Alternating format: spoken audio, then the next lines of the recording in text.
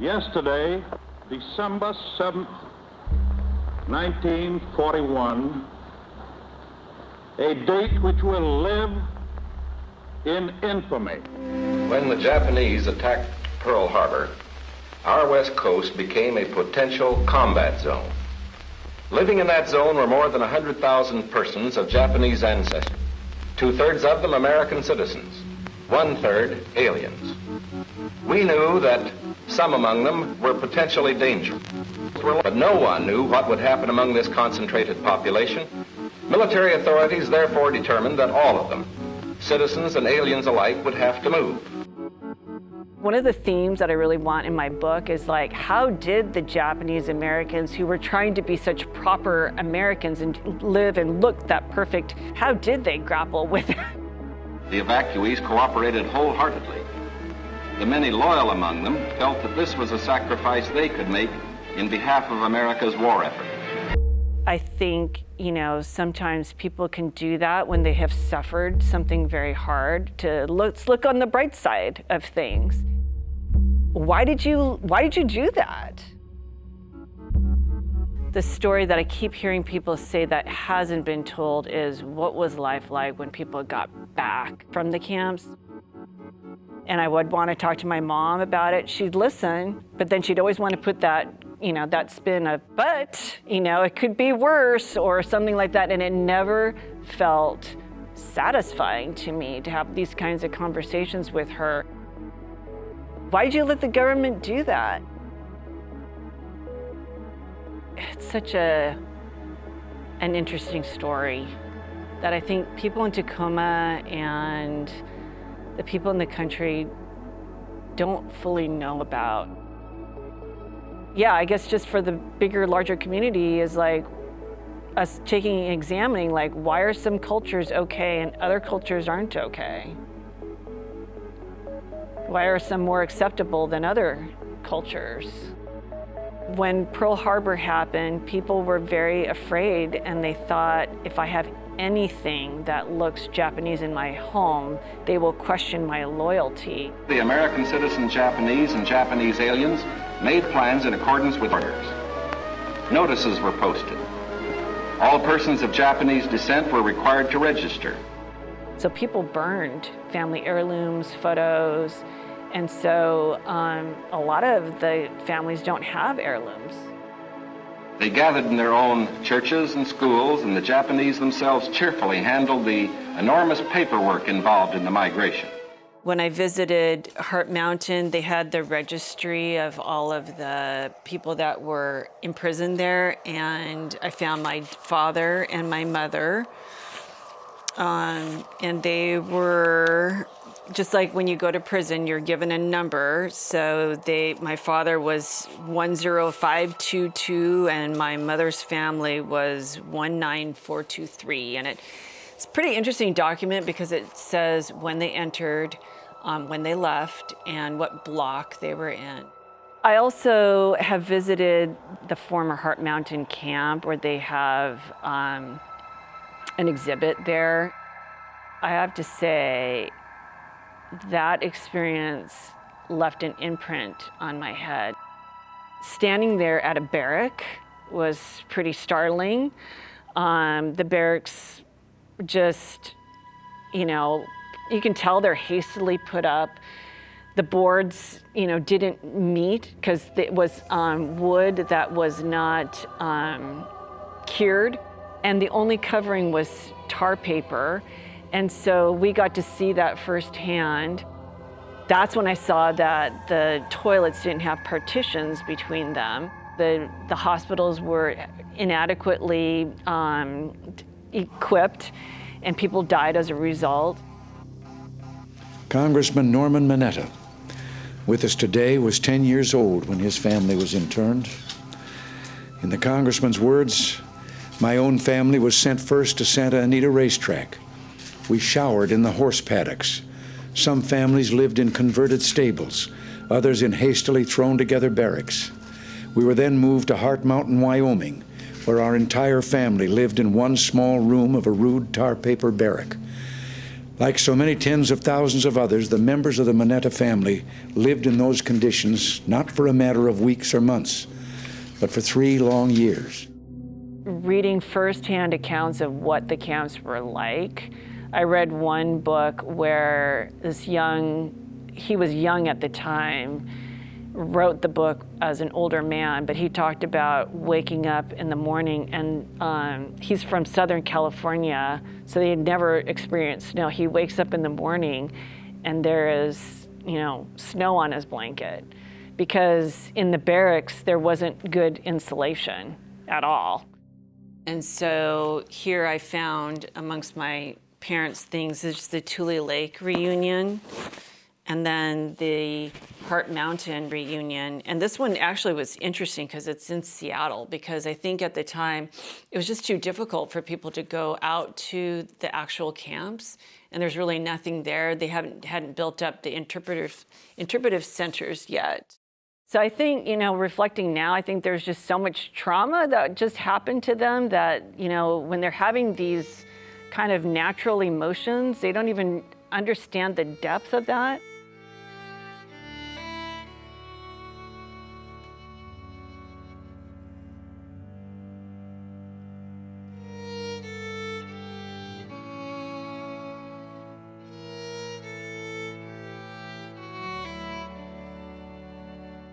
What the Issei people said over and over is, it can't be helped that they're in this camp. It can't be helped.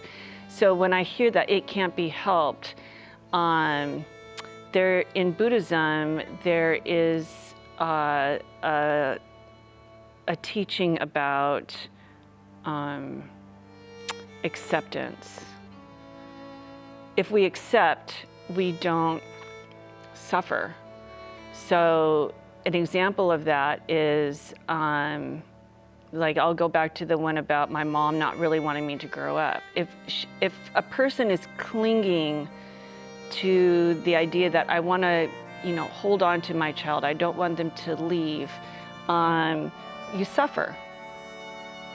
And so the idea is to accept what is, and you won't suffer. In the really important things, relocation centers are not normal and probably never can be. Home life is disrupted. Eating, living, and working conditions are abnormal. Training of children is difficult.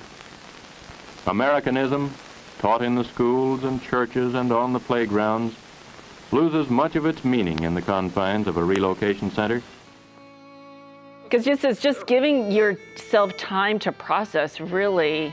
Sorry, I'm going to cry again. What happened?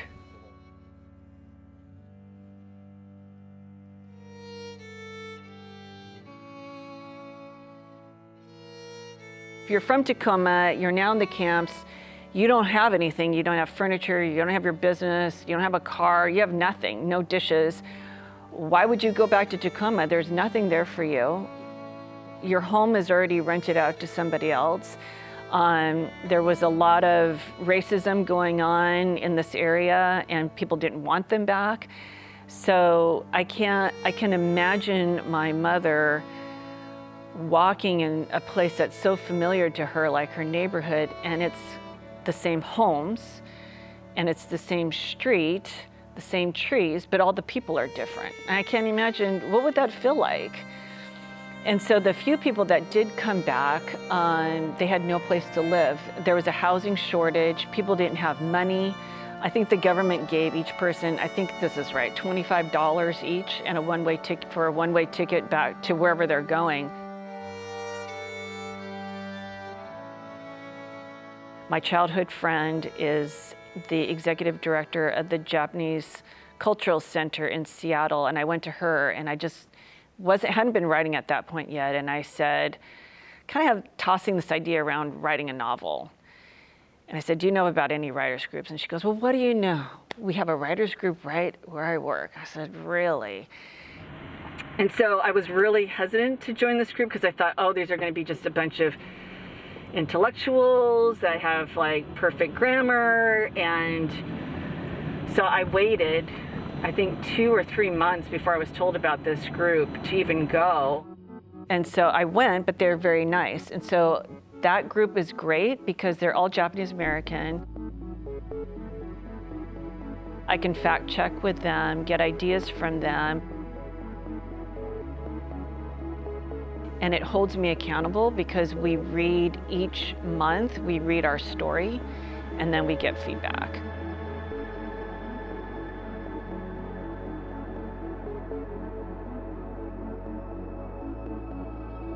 So I feel really fortunate that I have family friends that I've been interviewing, and one family friend, Steve Abe, his family and our family have been friends for 4 generations. He lent me some really great books.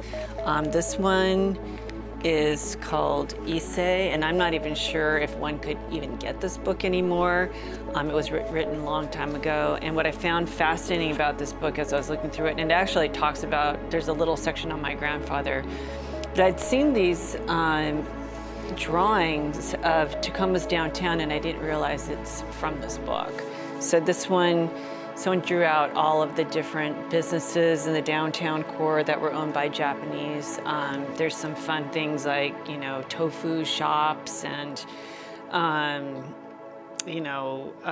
laundry shops and such.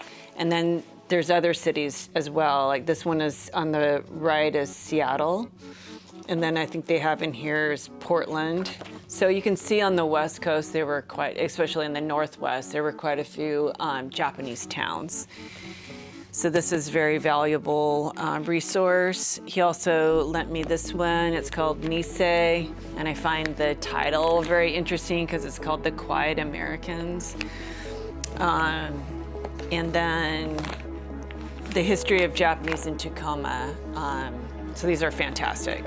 Then the other Tacoma resource was recently written. This is Lisa Hoffman and Mary Hanneman wrote Becoming Nisei, and they interviewed my mom and her sisters and family friends to create this book.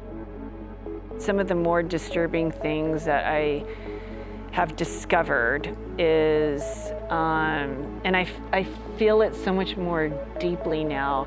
It's always been a very troubling story, but when the Japanese Americans were in the camps, in the beginning, the Nisei boys, the second generation boys, who were mostly around college age, I would say, I think, wanted to go serve in the war. And I should say they wanted to serve in the war before they were put into camps. Then they were put into the camps, and then the government decided, let's try to recruit them. And so to prove their loyalty on behalf of the whole community, a lot of them went to go serve. And they were called the 442, the regimental combat team. And so they were taken to some of the worst battles in Europe. And those stories always just made me feel so sad. But now that I know more of the history, it's more disturbing. Grit City magazine. I worked very closely with Sierra, one of the editors, and he did this amazing job of finding this photo of my mother's former home. So growing up, after Temple, we would always go across the street to this house on Fawcett, and it was my mother's home, and now her sister was raising her family there. And I never really thought about it. I never really thought about, well, why is it that we have a home, our family has a home, and nobody else does? And so I think it was about when I was in college or high school, I heard the story about how my grandfather had a great relationship with an attorney. And in my imagination, my grandfather gave the attorney the money for the house. And then I know the attorney bought the house on behalf of my grandfather. And it was torn down or burned down. In the story of Grit City magazine, I started off where my children and I are watching the house burn. And it's on the footprint of University of Washington, Tacoma, and they had torn down all of the homes on Fawcett, pretty much all of them except for this house that my mom grew up in. And then he took this photo, which I think is interesting because he stood in the exact same place where this photo was. So he tried to line up the two photos to show the before and after. So my children and I are watching this house burn, and it's burning because it is a training exercise for the fire department. And they're chatting, and the guys are, doing the hose and all of that. And I'm thinking in my mind, like, wow, these guys, they're doing their job, what they're supposed to be doing, but they could know the history of the house. Out of the darkness, out of the past, come words that have now become our task. Unintelligible, nondescript, bubbling up. Unspoken whispers from unknown lips. An ill-gotten language never fully heard, yet felt. Most every day. Ancestral words float to the surface, long lost on some cold, lonely iceberg, left floating in a murky sea of nothingness. Mountains of stories left behind, left hanging deeply below, misunderstood. The time period is 1969. It's 2 years after the Summer of Love. And Michiko left camp, and she went. So at some point she comes back, she lives in Chicago with her husband and 3 children. So we're about to drive home. So what did you get out of that? You got some criticism or some comments? What did they have to say? I have to say, when I was reading, I felt a little out of breath. And my heart was racing, but it's always good to do it. In fact, just a few months ago, she heard Mrs. Johansson. When I first would go, I wrote some things about my experiences that my mom had went through, even though the book is not about my mom. And I would cry and cry during my readings. I must have cried at least 5 times. Mrs. Johansson's family sitting on wicker furniture that now sat tattered on the front porch. At night, when the lights glowed from inside, a library was visible from the street. Michiko had also heard a young family from San Francisco purchased the Johansson home. Michiko wanted to do the right thing, to be welcoming. So with a plate of snickerdoodles, everyone's so generous and nice, and I don't feel judged, so it's a really great group. And a boy of about 4 opened a wooden screen door. His shorts were faded, and his long wavy brown hair touched the shoulders of his shirtless body. Today we celebrated the 30th anniversary of Amoy Day, and it's amazing because the leader has kept it going. Her first members have passed on, her second group has passed on, and so it must be kind of hard for her, but she keeps going. In terms of the way my mom raised me, I won't even include my siblings, and the way that I'm raising my children, I think, again, for her to have this goal. I have the goal of trying to create a peaceful home. I think my mom had the same goal, but she approached it differently. Peaceful home meant maybe protecting us from certain, information about how the government what the government did to our community. Whereas, so for me, I think I want to also create peace in the home, but I do that through sharing with my kids what I'm processing. And, one could say, talk about what happened to the Japanese and what the government did to them, and leave it at that, and just leave it with, okay, let's all be just angry at the government. But I think it's our responsibility to talk about, well, so how did the Japanese persevere after? How did the government, through the redress movement, say, we made a big mistake? There was a lack of leadership. This action was taken without trial, without jury. It was based solely on race, for these 120,000 were Americans of Japanese descent. Yes, the nation was then at war, struggling for its survival, and it's not for us today to pass judgment upon those who may have made mistakes while engaged in that great struggle.